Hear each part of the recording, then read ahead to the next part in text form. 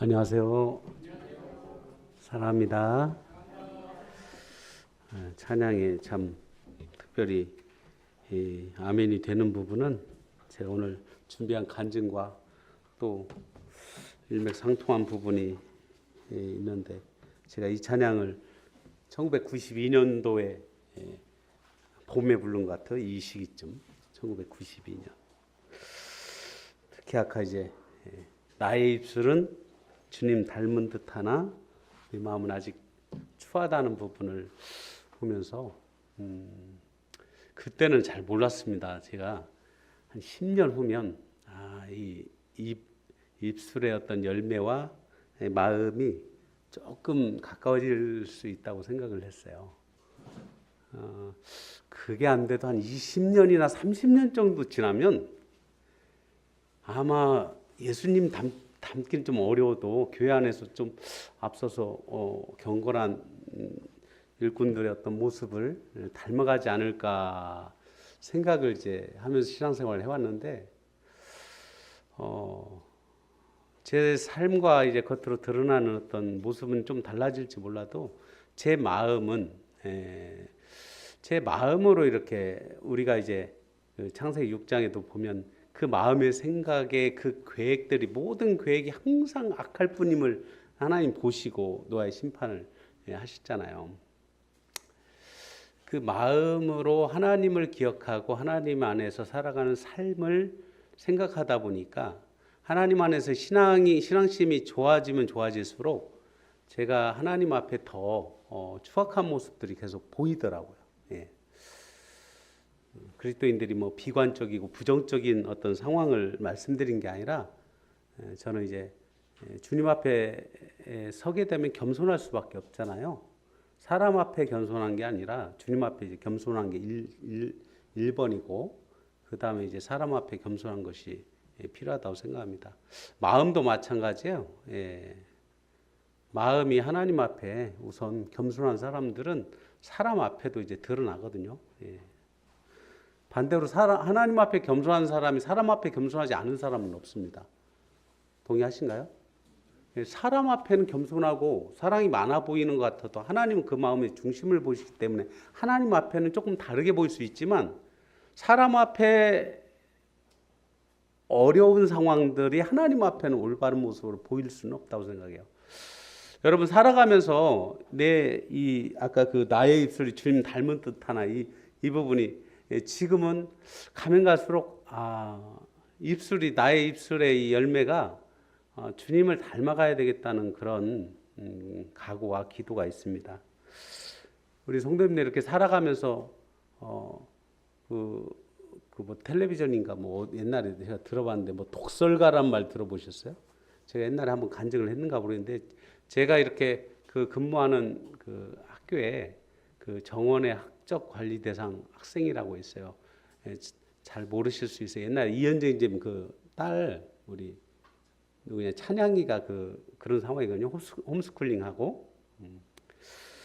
근데 그 아이를 이제 제가 매달 찾아가요. 매달 찾아가서 가정 방문을 하고 잘 있는지 확인하고, 그런데 그 부모님하고 이렇게 이야기 나누는 시간들을 관련해서 제가 오늘 간증을 좀 하려고 합니다.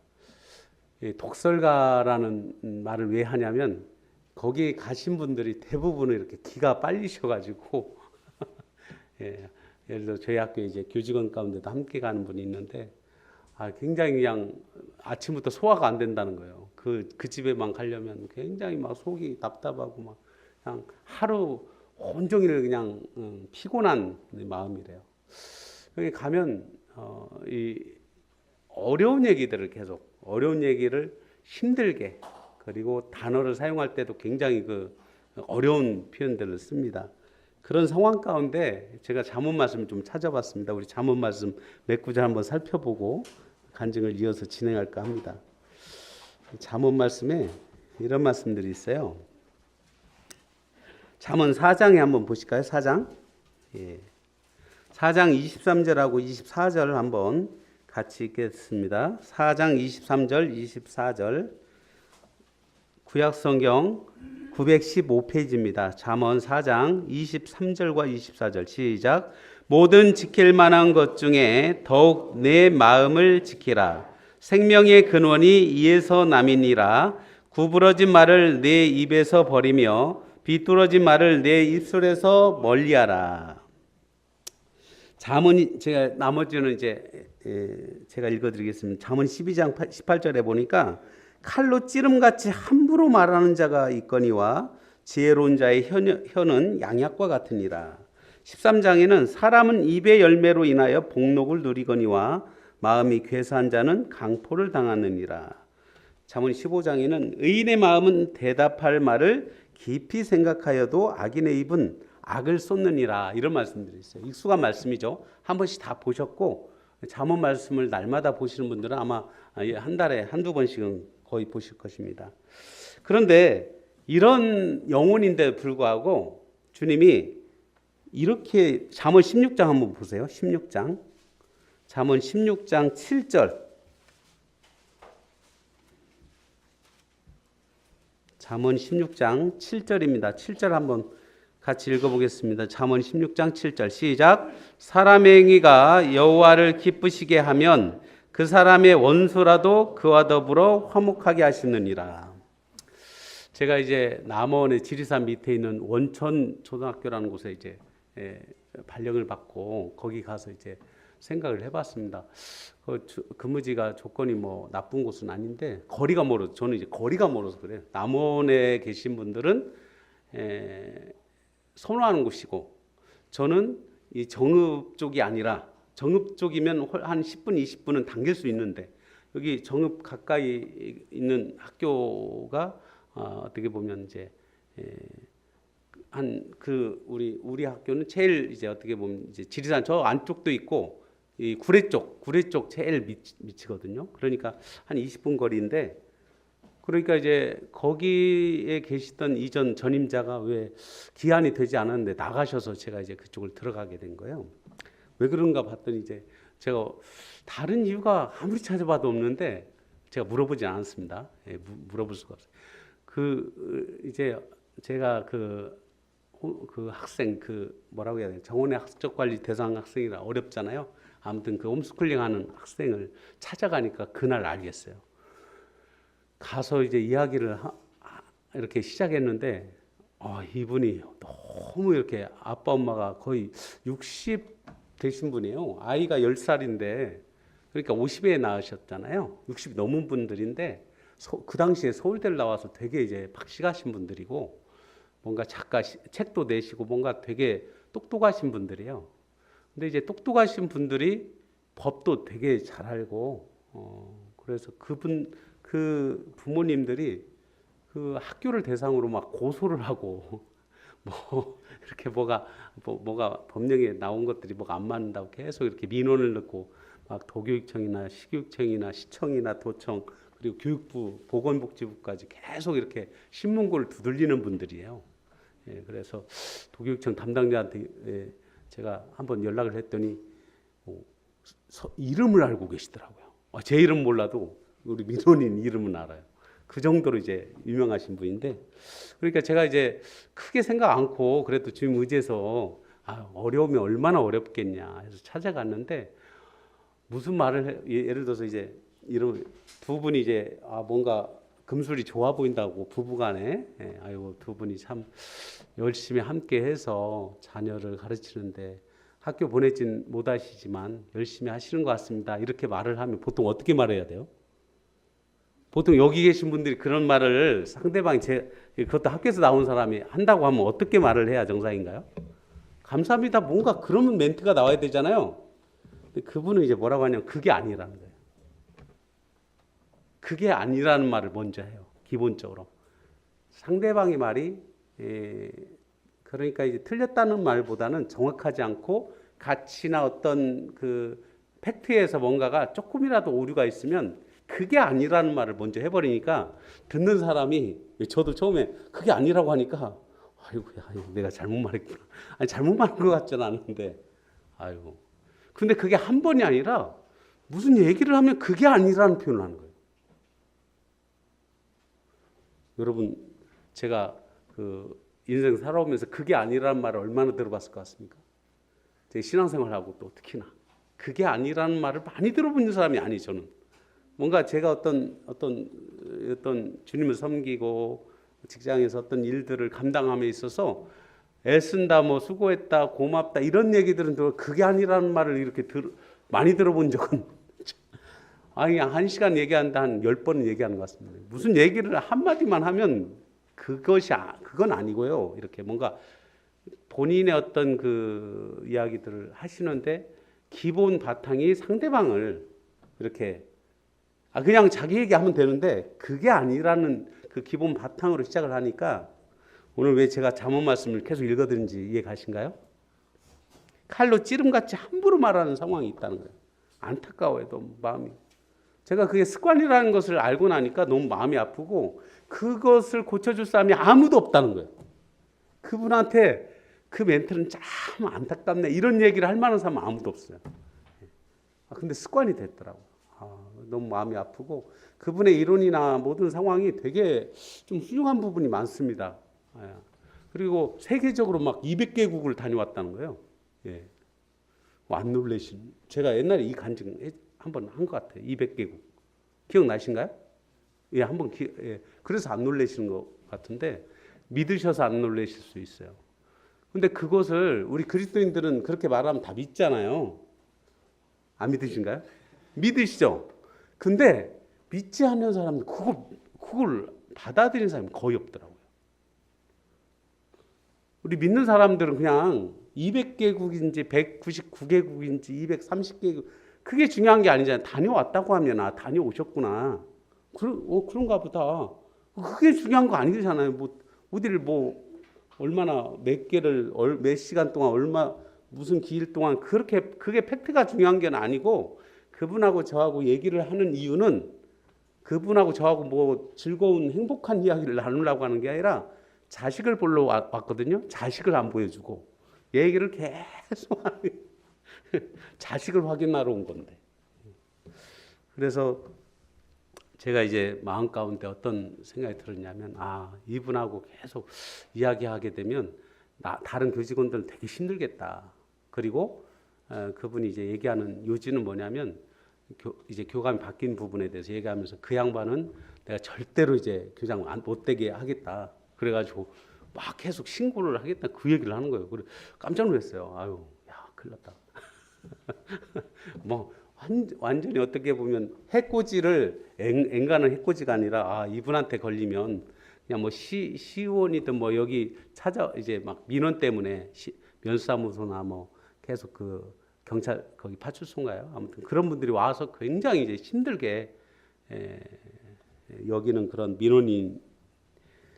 학교는 얼마나 만만하겠어요. 경찰관들도 만만치 않은 학교에서 이제 가니까 그냥 완전히 제가 근데 이제 1년 한 몇 개월 지났네요. 이번에 스승의 날 때 그 아이하고 부모님 찾아왔어요.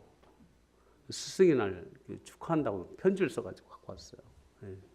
제가 그래서 제일 사람의 행위가 여호와를 기쁘시게 하면 그 사람의 원수라도 그와 더불어 화목하게 하시니라. 오늘 이제 간증을 나누고 싶은 것은 뭐냐면 여러분들이 신앙생활 하시면서 아마 그런 경험도 있을 겁니다. 저는 이제 그분하고 이제 처음에 담을 쌓지 않고 우리 이제 교직원 가운데 교무생이나 본인이 너무 힘들어하니까 그냥 나 혼자 갔다 온다고 또 하고 그랬어요. 업무가 제 게 아니고 그분이 해야 될 건데 제가 대신하는 거예요. 그러니까 가서 저는 이제 가서 이제 뭐가 문제인지 알았습니다. 왜냐하면 공무원들은 가가지고 그 퇴근 시간에 4시 반 그 시간까지만 이야기를 하고 오는 거예요. 시간을 딱 정해놓고 가는 거예요. 그분들은 진정성이 없다는 거예요. 그건 그분들 이야기입니다. 그리고 또 약속을 안 지킨다는 거예요. 근데 불가능한 거의 쉽지 않은 것들을 얘기를 하고 민원을 넣고 그게 들어주지 않는다고 이제 계속 그리고 적절한 자기가 원하는 기한 내에 얘기해 주지 않는다는 걸 계속 얘기하는 거예요. 근데 제가 이제 이전 전임자였다고 해도 아주 힘들었겠다. 눈물을 몇 번 쏟았다는 겁니다. 어른들끼리 이분이 너무 독설이 심하니까 그리고 이제 막 민원을 계속 넣으니까 계속 어떤 힘든 상황이 있었는가 봐요. 저는 이제 그래서 그분들 이제 기도하는 마음으로 가서 이야기를 들어보니 아 역시나 쉽지 않구나. 여러분 기도하고 간다고 해서 뭐 그분들이 갑자기 변화돼 가지고 이전에 하던 것들 안 하고 그런 게 아니더라고요. 똑같이 하는 건데 누가 변하냐면 제가 변하는 거예요. 들어주면서 와 우리 교회 성도님들하고 교제할 때 이런 상황은 없으니까 주님 감사하다. 아 그리고 최장 한 5시간 같이 얘기한 것 같아요. 1시 갔는데 한 6, 나올 때 보니까 5시 넘었으니까 계속 얘기를 하는 거예요. 기억력이 너무 좋은 거예요. 아는 게 많으니까 뭐 그냥 어려운 용어를 써가면서 이게 이상적인 부분부터 얘기해서 뭐 책 여러 가지 얘기들을 하면서 교황선생님 이해 가십니까? 그래서 아니 제가 지금 아들 보러 온 거거든요. 예. 뭐 철학 얘기를 하러 오는 것도 아닌데 그분이 계속 저하고 얘기하면서 근데 이제 제가 참 감사한 게 여기 의인의 마음은 대답할 말을 깊이 생각하여도 그분이 말을 이제 구를 하면 제가 일을 해요. 90%, 10%. 왜냐하면 제가 10%를 할 수밖에 없는 이유는 무슨 말을 해도 그분이 아니라고 말을 하니까 안 맞다고 하고 뭔가 부정적인 그런 것이 아니 그 가치를 얘기를 해버리니까 뭘 말해도 안 맞아요. 예. 무슨 얘기든 본인이 이렇게 제가 무슨 얘기를 해도 반박할 수 있다는 것을 자부심을 갖고 얘기를 해버리니까 아무리 진정성 있게 뭘 얘기해도 이분이 받아주지를 않는 거예요. 제가 받아주는 게 목적은 아니지만 너무 마음이 아픈 거죠. 그냥 이야기하면 기가 빨린다는 이제 우리 교무 선생님 계속 얘기해서 지금 이제 제가 혼자 가서 이야기를 듣고 옵니다. 근데 중간에 주님이 은혜를 베풀어 주셔서 이야기를 계속 들어주고 빠지지 않고 계속 오고 그리고 본인들이 일이 있으면 이제 그만두는 거예요. 제가 일이 있어서 그만두는 게 아니라 원래는 제가 이제 일 끝나고 가야 되는데 본인들이 이제 뭐 아이 학원 갈 시간 되고 본인 뭐 갑자기 아니 안 바쁘시냐고 물어보면 뭔 스케줄 있는 거예요. 본인들이 아니 안 제가 왜 안 바쁘겠어요? 바쁘죠. 근데 이제 제가 먼저 일어설 수가 없는 상황 계속 얘기 들어주면서 제가 그분들을 이제 보면서 와 진짜 서울대를 나오고 뭐 똑똑하고 진짜 대단하고 책을 내고 막 정말 이야기를 나눠보면 정말 본인이 1시간 상담을 해주면 한 30만 원을 받아야 된다는 거예요. 30 그래 저는 무료로 해준다는 거예요. 그래 더 이제 궁금하면 다음에 개인적으로 얘기해드리겠습니다. 그럼에 불구하고 제가 주님 의지해서 이분들을 잘 이렇게 해야 아이와 또 학교 입장에서 학교에 민원이 계속 있으면 학교 입장도 좋지 않거든요.